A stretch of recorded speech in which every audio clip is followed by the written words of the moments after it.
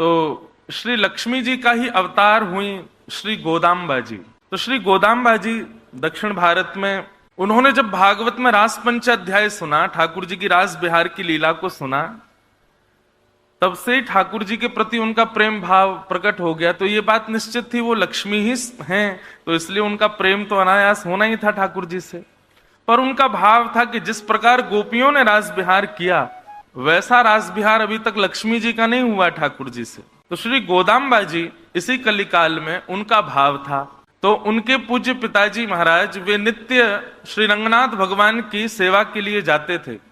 दक्षिण में तिरुचिरापल्ली में श्री रंगनाथ भगवान का सुंदर मंदिर है। तो श्री रंगनाथ भगवान के दर्शन सेवा के लिए गोदाम्बा जी के पूज्य पिताजी महाराज जाते थे।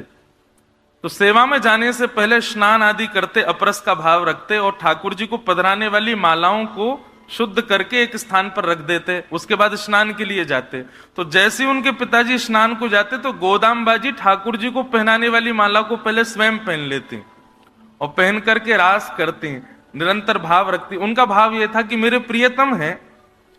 बंधुओं, माला का भाव यह है कि आप अपने गले की माला सबको नहीं पहना सकते। ऐसे ही भक्त अपने गले की माला ठाकुर जी को धारण नहीं करा सकता। पर श्री गोदाम्बा जी के मन में तो प्रियतम का भाव था।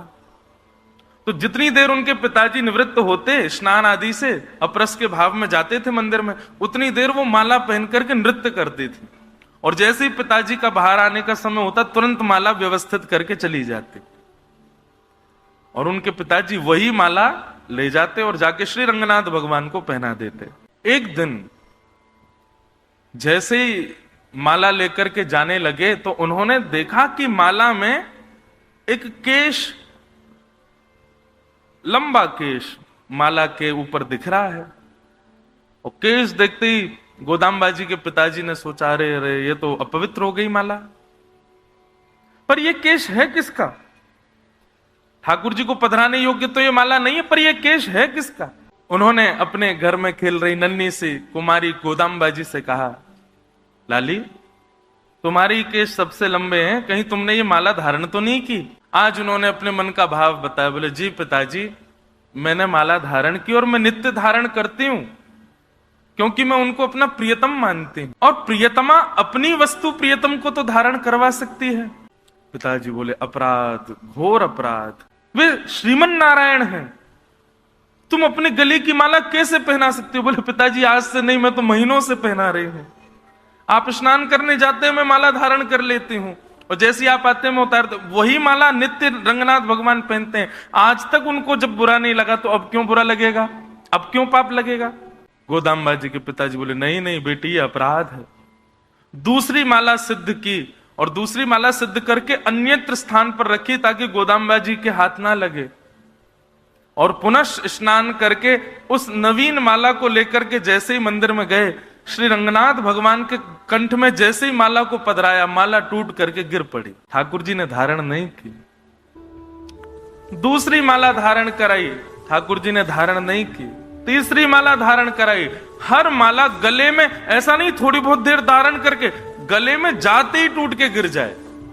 दूर खड़ी गोदाम्बा जी दर्शन कर रही थी।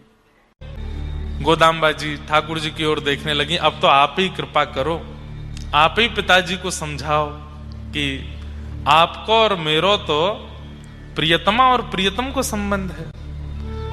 तब श्री रंगनाथ भगवान ने प्रकट होकर के उनके पिताजी को आज्ञा दी, आप संकोच मत कीजिए, माला जी गोदा को धराइए और उनकी उतार के हमको पहनाओ, क्योंकि वो हमें प्रियतम मानती हैं, इसलिए हम भी उनको प्रियतमा मानते हैं। और प्रियतमा की माला धारण करने में कोई अपराध नहीं है।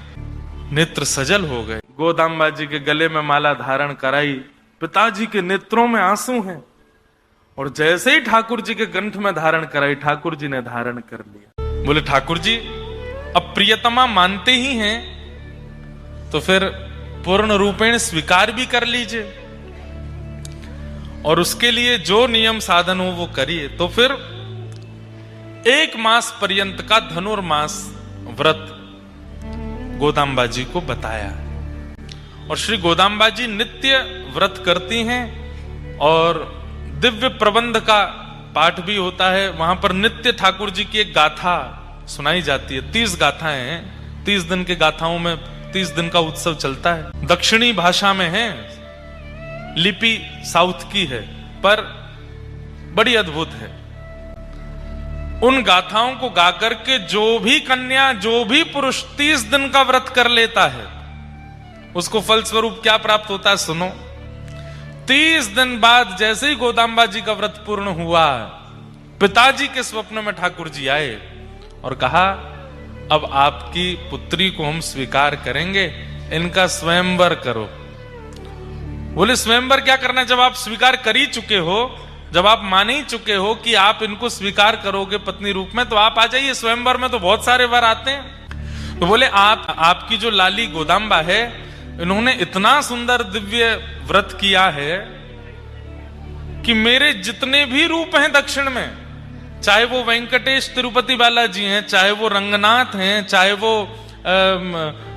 वरदराज हैं, चाहे वो संपत कुमार हैं, सबके चित्त में इच्छा हो रही है, बोले गोदाम्बा जी से तो हम ब्याह करेंगे। मतलब एक ही ठाकुर जी हैं, एक ही ठाकुर जी के अलग अलग रूप हैं, जैसे राधा रमण जी, राधा वल्लभ जी, बिहारी जी, मदन मोहन जी, गोपीनाथ जी, आदि आदि सब ठाकुर जी के एक ही ठाकुर जी हैं, पर सबके रूप अलग अलग हैं। ऐसे ही दक्षिण में भी नारायण एक ही है, पर उनके रूप अलग अलग हैं, मंदिर अलग अलग हैं। ठाकुर जी बोले सबकी इच्छा हो गई है इनका व्रत देख करके कि इनसे ब्याह तो हम करेंगे। मतलब सोचो, अब हम लोग उत्तर भारतीय, इसलिए हमको वृंदावन के मंदिरों से समझाना पड़ेगा कि किसी भक्त की भक्ति पर राधारमण जी भी रीझ गए, बिहारी जी भी रीझ गए, राधा वल्लभ जी भी रीझ गए, मदन मोहन जी भी रीझ गए, गोविंद देव जी और गोपी, सब में होड़ लगी है, बोले यहाँ पर कृपा तो हम करेंगे। ऐसे ही दक्षिण में हो गया। तो इसलिए ठाकुर जी ने कहा आप तो स्वयंवर करो, और स्वयंवर का नियम जो पहले मंडप में आ जाएगा उसका विवाह गोदाम्बा जी से होगा। बंधुओं, इसे कहते हैं रास। ठाकुर जी में होड़ लग रही है भक्त के पास जावे की, तुम पीछे हटो मैं पहले जाऊंगा। तो श्री गोदाम्बा जी के पिताजी ने पत्री बनवाई, शादी की जैसे पत्रक होती है, और प्रत्येक दिव्य देश में जाकर के ठाकुर जी को निमंत्रण देकर के आए कि हमारी लाली को ब्याह है, आप भी दुल्हा बन के आओ, क्या पता जयमाल हो जाए। तिरुपति गए, रंगनाथ गए, श्री वरदराज गए, श्री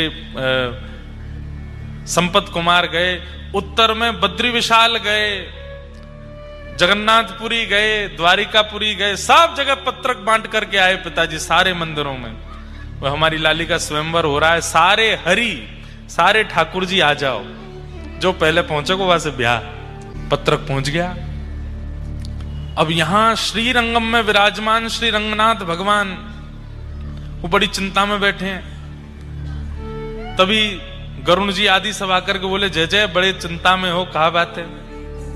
बोले हमको ये लग रही है कि ये गोदाम्बा जी तो हमसे प्रेम करती हैं, पर ये हमारे ही स्वरूप हैं साबरे, और सब में होड़ लगी है। वहां जगन्नाथ जी तैयारी करे बैठे, बोले मैं पहले पहुंचूंगा।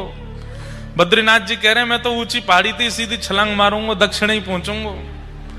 तिरुपति जी कह रहे हैं कि मैं पहले पहुंचूंगा, पद्मावती जी नीचे भेज देंगे, हम कैसे पहले पहुंचे? गरुण जी बोले आप हमको आज्ञा, बोले तुमको क्या आज्ञा, तुम भी तो सब जगह हो, अब तुम अकेले यहां विराजमान हो तो तुमसे कुछ कहें? तुम द्वारिका में भी हो, तुम बद्रीनाथ में भी हो, तुम जगन्नाथ में भी हो, सब जगह तो हो। सब ने तुमको आज्ञा कर दी, सबको लेकर के तुम एक ही समय पर पहुंचोगे, क्योंकि गरुण जी की गति तो एक जैसी है।